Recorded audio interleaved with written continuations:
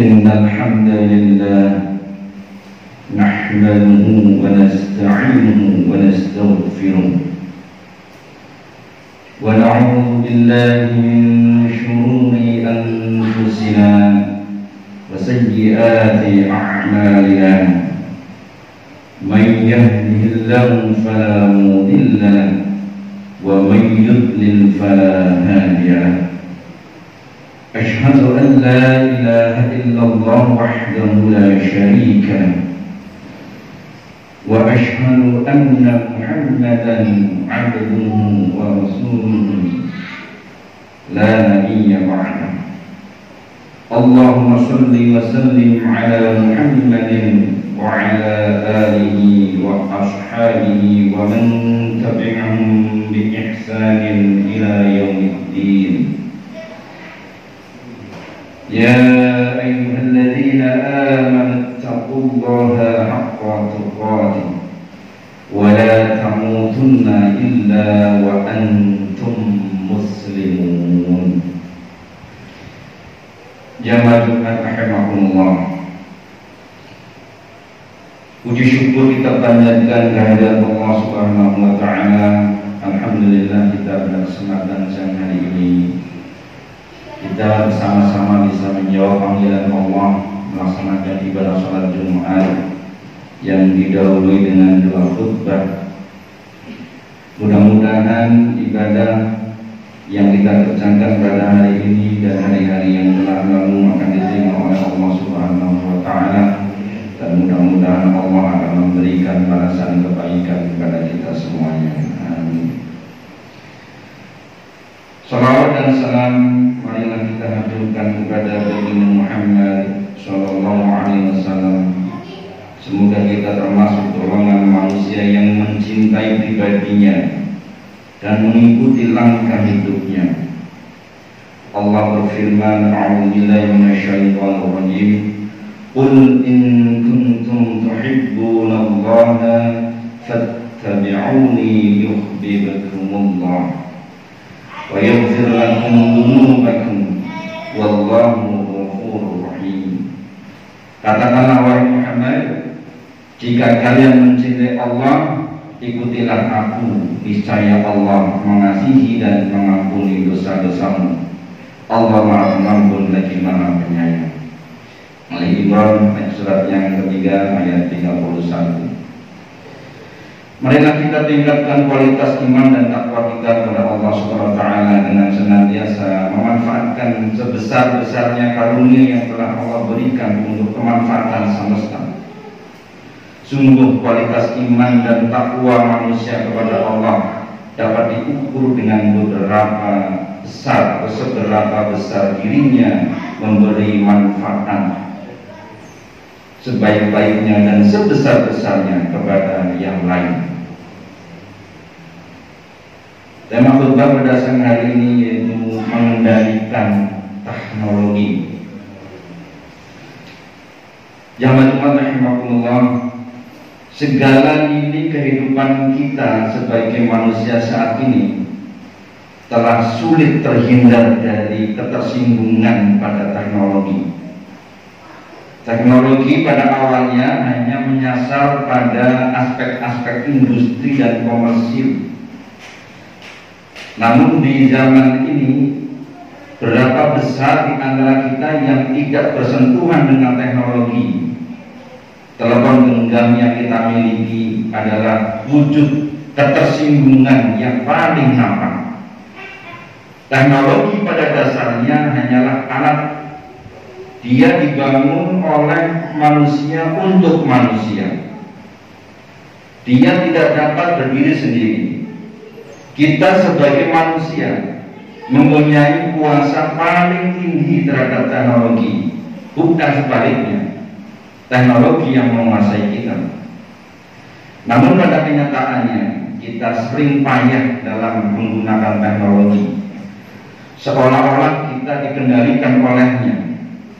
Segala carut-marut yang terjadi pada setiap sisi kehidupan kita, baik secara pribadi maupun kelompok, dapat diindikasikan bahwa permasalahannya selalu bersumber dari ketergagapan kita pada teknologi. Kegagapan pada teknologi seringkali melahirkan kesalahpahaman. Kita seolah kehilangan alat saring atau filter.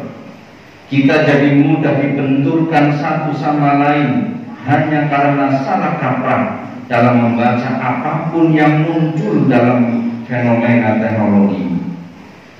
Manusia menjadi kehilangan posisinya sebagai khalifah, baik bagi diri sendiri, orang lain, dan khususnya terhadap teknologi.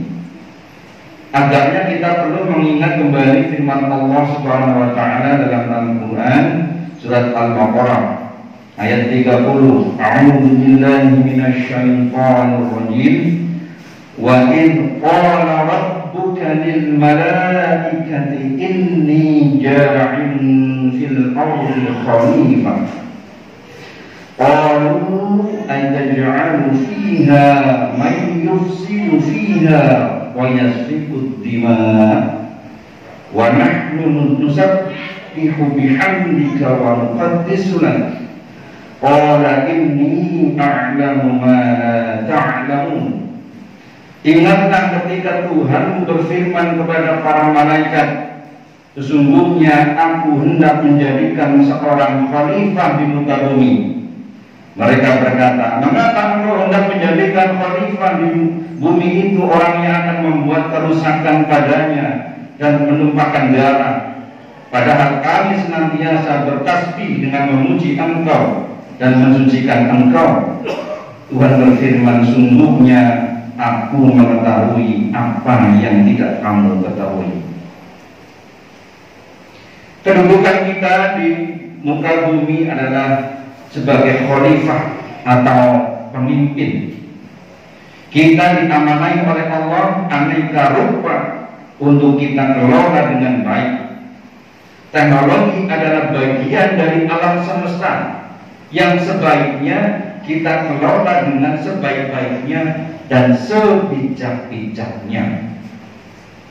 Jamaah rahimakumullah, kita secara pribadi dapat melakukan langkah-langkah kecil sebagai wujud dari tugas kita sebagai khalifah terhadap teknologi. Beberapa yang bisa kita lakukan, di antaranya yang pertama adalah menyaring segala informasi yang kita terima. Jangan sampai kita tenggelam pada informasi yang sesat dan bohong. Allah Subhanahu wa taala telah menganugerahi kita akal. Bila akal dapat kita maksimalkan, maka seyogianya serbuan informasi yang menghampiri kita setiap hari dapat kita saring dan pastikan kebenarannya. Allah Subhanahu wa taala berfirman, yu'til hikmata man yasha' wa man yu'tal hikmata faqad utiya khairan katsira wa ma yadhakkaru illa ulul albab.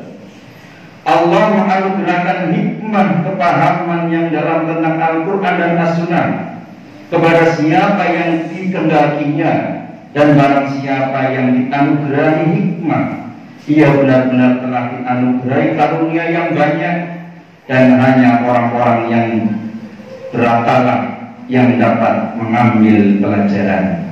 Al-Baqarah ayat 269. Yang kedua, yang dapat kita lakukan sebagai perwujudan sikap khalifah kita terhadap teknologi adalah dengan senantiasa menebar kebaikan, bukan perseteruan. Jika kita tidak mampu mencegah kemungkaran, maka kita masih dapat melakukan amar ma'ruf atau ajakan kepada kebaikan. Kebaikan apa saja, terutama yang telah Allah Subhanahu wa taala perintahkan dan Rasulullah SAW teladankan. Langkah ini perlu kita lakukan demi tujuan rahmatan lil alamin, kasih sayang bagi semesta alam. Yang ketiga, kita selayaknya mampu mengedepankan sikap hati-hati, sebab perkembangan teknologi yang gegap gempita di zaman ini membawa kita pada keadaan-keadaan yang serba membingungkan. Dan yang terakhir adalah selalu meningkatkan wawasan atau pengetahuan. Kemajuan teknologi menuntut manusia untuk selalu meningkat kapasitas diri. Jika pengetahuan teknologi tidak mampu kita kuasai, maka lambat laun justru kita sendiri yang akan tergilas olehnya. Na'udzubillah min dzalik. Semoga kita semua mampu mewujudkan sikap khalifah pada teknologi. Kita sepantasnya dapat mengelolanya dengan baik, dan jangan sampai teknologi justru mengendalikan kita dan membawa kita pada kegelapan. Semoga Allah Subhanahu wa Ta'ala selalu membimbing langkah kita. Amin ya rabbal alamin. Barakallahu li wa lakum fil Qur'anil azim. ونفعني وإياكم بما فيه من الآيات والذكر الحكيم وتقبل مني ومنكم تلاوته إنه هو السميع العليم وقل رب اغفر وارحم وأنت خير الراحمين.